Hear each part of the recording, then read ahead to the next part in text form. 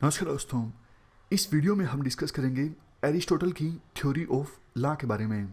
सबसे पहले हम कंटेक्स्ट की बात करते हैं। किस कंटेक्स्ट में एरिस्टोटल ने अपनी theory of law the. Context देखो ये था प्लेटो का फिलोसफर किंग का कंसेप्ट। प्लेटो क्या कहते हैं? प्लेटो कहते हैं लॉज, कॉन्स्टिट्यूशन सब कुछ खत्म कर दो, सिर्फ नॉलेजेबल पर्सन को रूलर बना दो। फिलोसफर किंग का कंसेप्ट क्या है प्लेटो का? यही तो है, वो पर्सन जिसकी सोल में रीजन डोमिनेट करता है, जिसके पास नॉलेज है, उसको रूलर बना दो। उसके बाद स्टेट में ना तो किसी लॉ की जरूरत है, ना ही किसी कॉन्स्टिट्यूशन की जरूरत है। यहाँ पर प्लेटो की जो स्टेटमेंट्स हैं जो आप आंसर में यूज कर सकते हो। प्लेटो ने कहा था law ordinance can not be mightier than knowledge. मतलब लॉ नॉलेज से पावरफुल कभी भी नहीं हो सकता। और दूसरी स्टेटमेंट जो आप इस्तेमाल कर सकते हो आंसर में वो ये है, प्लेटो ने कहा था it will be foolish to limit the expert practitioner of medicine. मतलब अगर देखो कोई एक्सपर्ट प्रैक्टिशनर है, कोई बहुत ज़्यादा एक्सपर्ट डॉक्टर है, उसको ये बोलना कि आप जो भी प्रिस्क्रिप्शन दे रहे हो, जो भी प्रिस्क्राइब कर रहे हो पेशेंट को, पहले मेडिसिन की किताब में देख लीजिए, उसके बाद आप प्रिस्क्राइब कीजिए।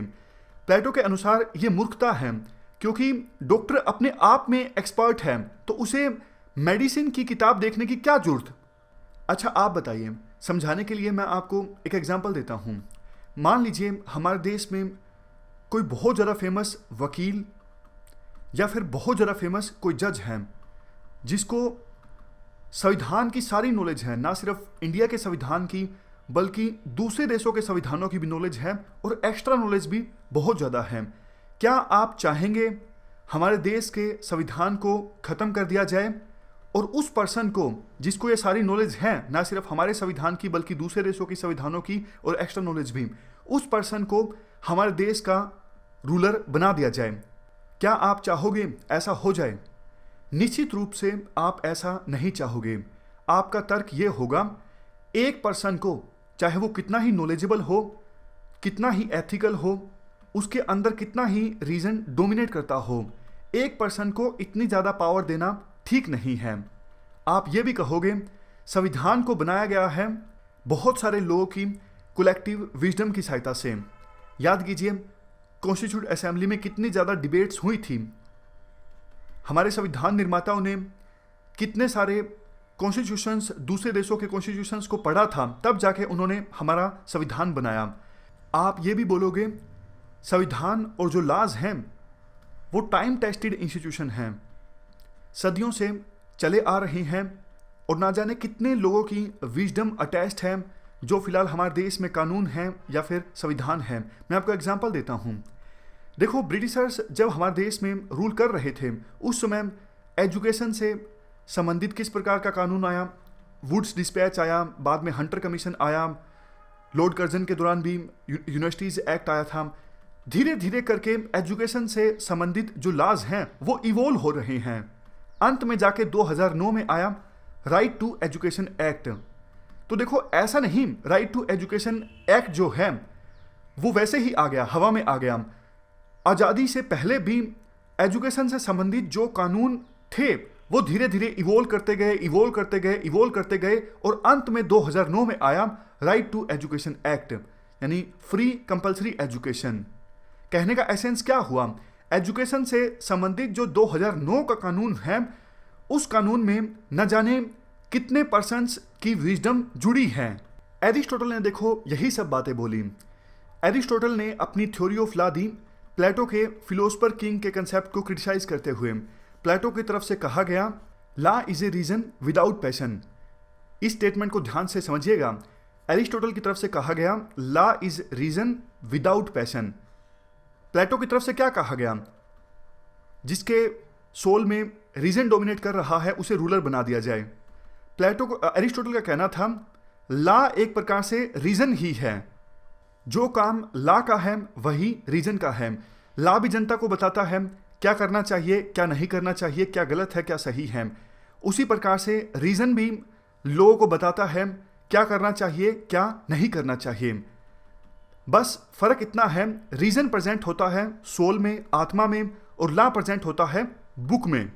यानी अगर हम कहें law is outward manifestation of reason, तो गलत नहीं होगा। कहने का एसेंस ये है, रीजन का जो बाहरी रूप है वो ला है। लेकिन अब आप ध्यान से सुनिएगा, एरिस्टोटल ने अभी तक क्या कहा, ला को खत्म नहीं करना चाहिए, ला टाइम टेस्टेड इंस्टीट्यूशन है, ला और रीजन सेम है।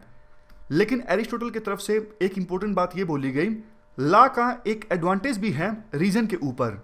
एडवांटेज ये है, ला इज रीजन माइनस पैशन। अगर रीजन में से हम पैशन घटाते तो वो है ला। एग्जाम्पल समझिए, देखो वैसे तो प्लेटो का जो फिलोसफर किंग का कंसेप्ट है, फिलोसफर में रीजन डोमिनेट कर रहा है, लेकिन कोई गारंटी थोड़ी है। कल को ऐसा भी हो सकता है एपिटाइट ज़्यादा हो जाए, यानी रीजन के बजाय पैशन डोमिनेट करने लगे। लेकिन ला में ऐसा कुछ नहीं होता, ला तो ला है, ला में कोई पैशन नहीं है। हमारे संविधान में जो बातें लिखी हैं वो वैसी ही रहेंगी, पैशन कुछ नहीं है। लेकिन अगर नॉलेजेबल पर्सन रूल करेगा जिसके अंदर बहुत ज़्यादा रीजन है, ऐसा भी हो सकता है कल को वो बहुत ज़्यादा गुस्से में आके बहुत ज़्यादा खुशी में फैसला ले और रीजन इस्तेमाल ना करे, उसकी एपिटाइट उस पर हावी हो जाए। इसीलिए ये बोला जाता है ला इज रीजन माइनस पैशन। ये बात एरिस्टोटल ने बोली। एरिस्टोटल देखो अपनी अप्रोच में फंक्शनलिस्ट थे। आपको पता है एरिस्टोटल इंस्टीट्यूशंस की यूटिलिटी देखा करते थे। उन्होंने स्लेवरी की यूटिलिटी देखी और कहा नहीं, स्लेवरी को बंद नहीं करना चाहिए। उन्होंने फैमिली की यूटिलिटी देखी और क्रिटिसाइज किया प्लेटो को, फैमिली को एबोलिश करना ठीक नहीं है। उसी प्रकार से एरिस्टोटल ने ला की, कॉन्स्टिट्यूशन की यूटिलिटी देखी और कहा ला को और कॉन्स्टिट्यूशन को एबोलिश नहीं करना चाहिए। एरिस्टोटल ने कहा कॉमन सेंस देखो ये है, रूल ऑफ लॉ से जब काम चल रहा है तो किसी दूसरे सिस्टम की आवश्यकता क्या है। एरिस्टोटल की थ्योरी ऑफ लॉ वैसे देखो हमें एक बात ये भी बताती है, एरिस्टोटल फोकस करते थे बेस्ट प्रैक्टिकेबल पे, यानी वो चीज़ जो बेस्ट तो हो लेकिन प्रैक्टिकल भी हो, जबकि प्लेटो फोकस करते थे सिर्फ बेस्ट पे। एरिस्टोटल ने कहा प्लेटो को कि सर जी आपका जो फिलोसफर किंग का कंसेप्ट है ये आइडियल है, बेस्ट है, लेकिन प्रैक्टिकल नहीं है। आप ये इंश्योर नहीं कर सकते। कोई ऐसा पर्सन आप कहाँ से ढूंढ के लाओगे कि पूरी जिंदगी उसके सोल में सिर्फ रीजन ही डोमिनेट करे।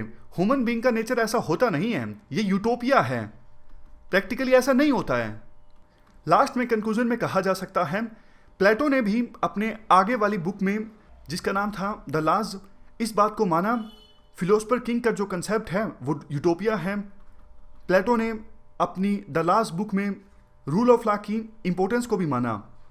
इसीलिए ये कहा जाता है पॉलिटी, जिस पर एरिस्टोटल ने फोकस किया, पॉलिटी जो एरिस्टोटल के लिए बेस्ट फॉर्म ऑफ गवर्नमेंट है, वो प्लेटो का सेकंड बेस्ट स्टेट है।